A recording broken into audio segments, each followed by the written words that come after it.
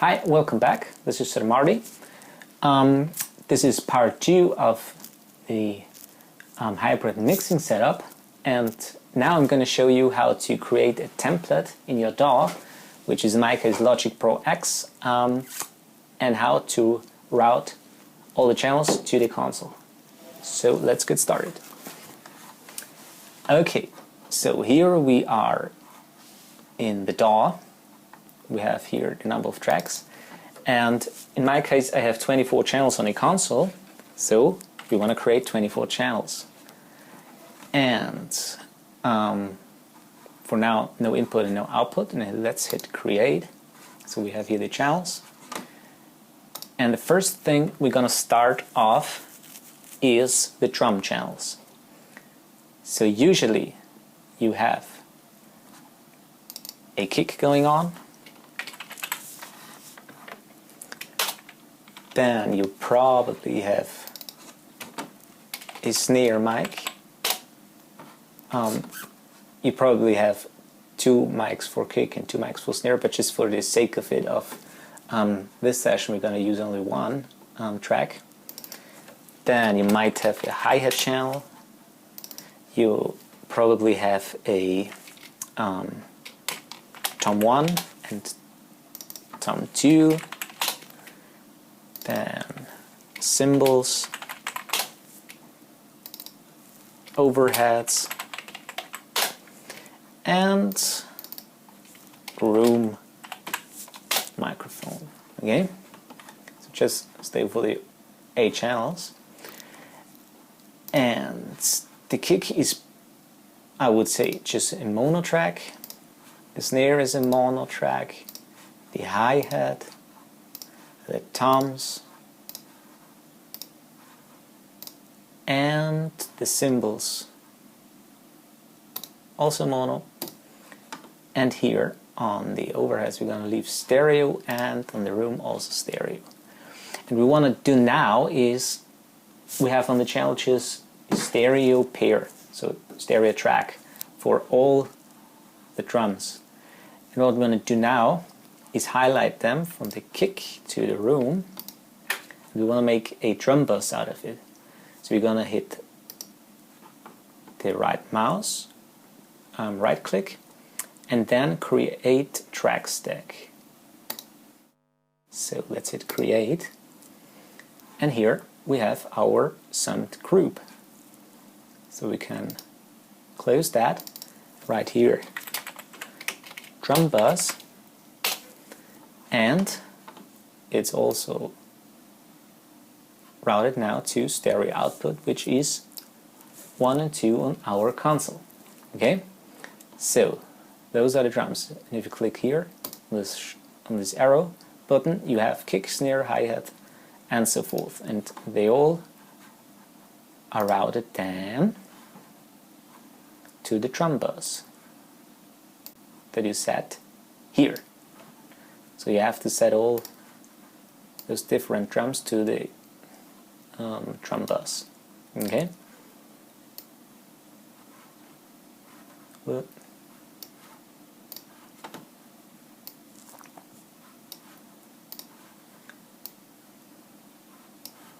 Bus 1, bus 1. All right. So these are the drums. And what I also recommend doing is blend in here the show toolbar, and here you can assign colors to your tracks. For example, I always use a green color for my drum track. You can do also is track header components. You can, where is it with the color? Here, show color bars. So you get all the color bars on the left side here. Okay, the next thing would probably be percussions, which is here. Might be a mono track. Then you have another track which is also a percussion track for the 4th channel. So we're gonna hit here on the output, channel 3, and on the other one, channel 4. Okay? And again, highlight them, use your color, again green for rhythm sections. Then I have on the console the bass track. So let's create a bass track and route it out, mono, and route it out to the 5th.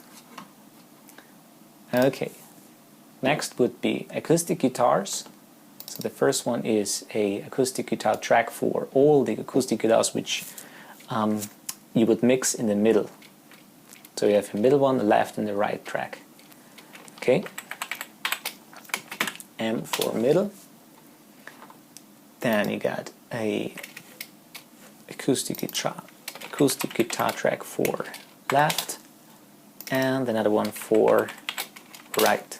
Okay, so let's route it out, change it to mono and route it out to, we stop 6, that goes out to 7 and 8. Okay.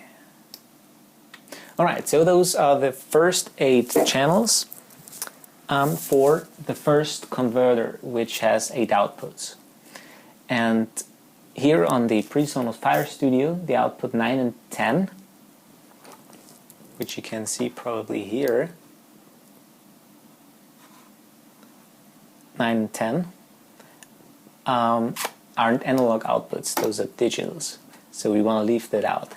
So we have to remember here, when we use now the electric guitar channel, the first one, the guitar, which is in my case a solo track, we're going to route that not to the 9th and not to the 10th, we're going to route it to the 11th, okay, so the output 11. And what I forgot here, oh, let's do it later on, for all the guitars, again a color labeling. Then we got the next output is also an electric guitar, which is a middle one, mono, and we're gonna route it out to 12. So we have 11, 12. Then 13 is left, and the number 14 is right.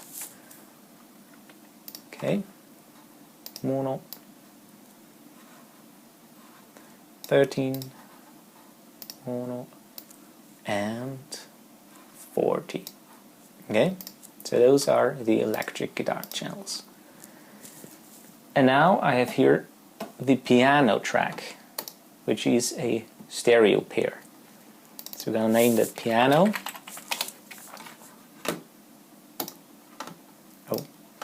And route it out to 15 and 16. This is now a stereo channel. So just for the sake of it, label that first hand. Here are the electric guitars. I'm gonna label them with that color. The bass is, in my case, always some brownish color. Yeah, let's use that. And the piano and synth is the next one, which goes out to number 17 and 18, which is a stereo track. And those are the last 2 for converter number 2, which is the second one here. So we have 8 and another one 8. Okay, and number 19 and 20 are digital ones, so we don't use that. So we can highlight that here for piano and synth. I'm gonna use let's use that. And now we have lead vocals going on. So let's check it here. Lead vocal, verse, and lead vocal, verse. They're usually, I would say, mono, and route them out to 21 and 22. Okay. And then we got lead vocal for chorus.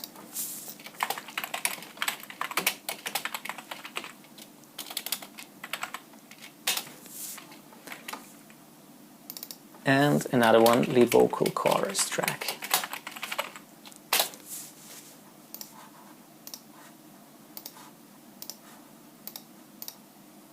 Those are 23 and 24.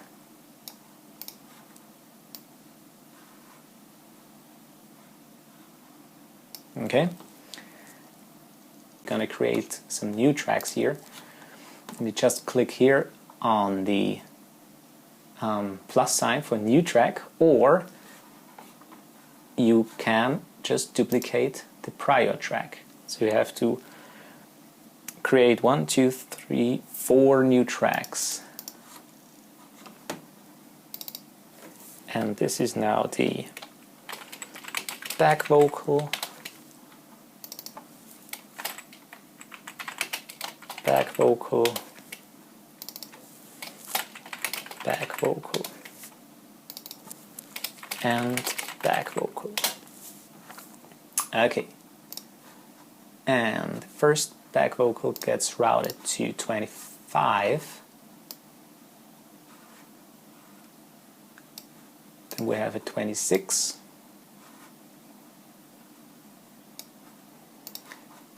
Number 27. And the last one is 28. And again here, the other ones here, 29 and 30 from converter number 3 are digital ones, so we don't use that. And yeah, that's basically track 1 to 24 on the console, corresponding here in the DAW 21, track 1 to 24 here, 29, because we use a drum bus here. And one thing we have to do now is create a new track. And this track is a stereo track because when you have a mix going on through the console, you want to record on the so-called Mixdown, which is on the main mix out, your stereo track 4, which is your track for mastering then. So just hit create. I'm gonna name that Mixdown, and this track will have an input that you connected your main mix to a converter. In my case this is input 13 to, let's see, yeah, 13 to 14. Okay, and we ain't gonna select an output for now because we have no outputs left. Because when you record your Mixdown and you have the output going on like output 3, 4 or 5, 6 or even 1, 2, the track gets back into your converter through the DAW and back out from the converter again to the console, and you will get feedback. So in my case I don't use a output for the Mixdown track. So I mix down the whole track, and later on for exporting out of the DAW I'm gonna change it to stereo output and then export it. So that's just one thing you have to remember before you set up your Mixdown track. Okay, and another thing you can do probably is to save a lot of time in your template here is to load in some plugins that you mainly use during Mixdown. Because, for example, I have plugins that I use on drums. I have certain plugins that I almost always use in guitars, or so acoustic and electric guitars, or on vocals, on piano, and so forth. So I'm gonna load now some plugins, and I'm gonna show you what I use mostly. Okay, so now we're back here with the inserted plugins. And here on the drum bus, I usually have a tape plugin going on. It's the Kramer tape here. And on the different drums itself, I get, for example, here the a compressor, which is the 3A, and from soft tube the saturation knob. Pretty simple, but pretty handy and awesome. And it's pretty much the same down there. Compressor 3A.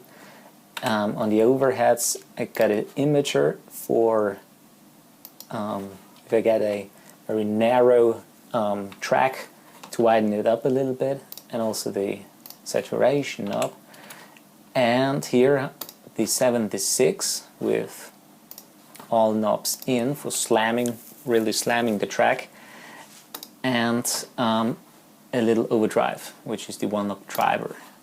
Comes in pretty handy. And that's basically it for a template of the drum bus.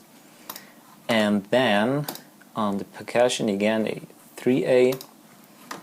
On the bass track, if I want to add a kind of reamping thing, I'm going to add a simulator, a bass amp simulator. Again, a compressor, one-knob driver, and here the low air that I showed in a previous video where I used it for get a little bit more bottom end and fatten up the bass tracks. And this is just a subharmonic synthesizer which creates octaves for bass frequencies. Pretty cool plugin. Okay. And then again on the acoustic guitars, usually tend to use the 2A, goes down. On the electric guitars, again a compressor, the 3A, there's a little bit more grit in my opinion. On the piano stereo track, I usually use just the stock compressor. Depends on the genre and setting and which track I receive, but I usually use the classics VCA compressor style. But you just have to try it out. There are different styles that you can use now, and I think they did a really great job here with Logic Breaks. It's a pretty good compressor already. Okay, and on the synth, again the same compressor. And now on the lead tracks, get a bunch here going on that are my go-to plugins, and if I usually don't use all of them, but if I have to use some of them, I'm quicker that way than to load them one by one when I need them. So this is a huge time saver. Okay, and here on the lead vocal verse, the first one, we've got the Waves tune. Comes in pretty handy sometimes if you have a vocal that has some minor errors, some pitch-wise errors, can correct it. Then I have the first deesser, basic deesser. Later it comes the compressor, the 76. I love that in vocals. And again another compressor. So I usually use a compressor before. De-esser before the compressor, and then again another de-esser after the compressor. Depends on the track, depends on the singer. I don't use it always, but if you have a singer that has a lot of S's and Sh's and so on, comes in pretty good. Okay, and now you can see a EQ plugin, because I usually use the console for EQ things, which has a 4-band EQ, high to mid frequencies, low frequency, which is 80 Hz, and a low cut filter, and pretty much use that. And if I have to make more EQ corrections, I tend to use the Shapes EQ. This is a pretty good EQ. You can have a little drive going on. You can set different gain stages for preamp, which is modeled. You got a high, mid, low, and a high pass filter with a phase switch. And yeah, that's probably my go-to EQ plugin. And the Kramer tape again, with a slap going on, and I mostly try to use the correct delay time, which depends on the beats per minute of the track itself. And I have a chart here on the back side of the wall where I can read down the correct slap times for the beats per minute.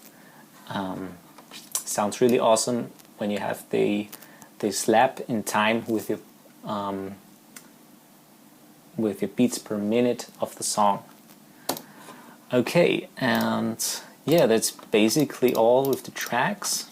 And as you can see, I now created also the Mixdown for tape, and added also those little icons here.